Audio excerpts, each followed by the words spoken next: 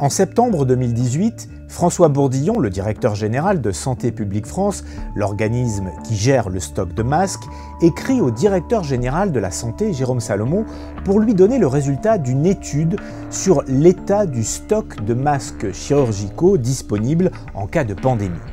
Sur un total d'un peu plus de 700 millions de masques chirurgicaux, les 2/3 sont périmés et le stock restant sera lui aussi entièrement périmé d'ici 2 ans. Il y a donc urgence. Jérôme Salomon donne alors 2 instructions: détruire le stock périmé et commander 2 fois 50 millions de masques. Sauf qu'évidemment, 100 millions de masques, c'est loin de compenser le stock détruit. Et pourtant, au même moment, une étude d'experts scientifiques, également remise à Jérôme Salomon, préconise de conserver un stock stratégique d'1 milliard de masques chirurgicaux en cas de pandémie grippale. Malgré ces avertissements, c'est un autre choix qui est fait.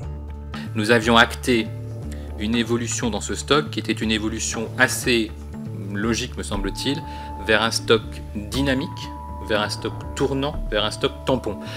Ça veut dire quoi? Ça veut dire que nous considérions que laisser un stock dormant n'était pas forcément une bonne solution, que ce stock devait servir, que ce stock devait être régulièrement réalimenté pour qu'il n'y ait pas d'un seul coup l'ensemble du stock qui soit périmé. Résultat, il ne reste que 120 millions de masques chirurgicaux dans le stock stratégique d'État au début de la crise du coronavirus.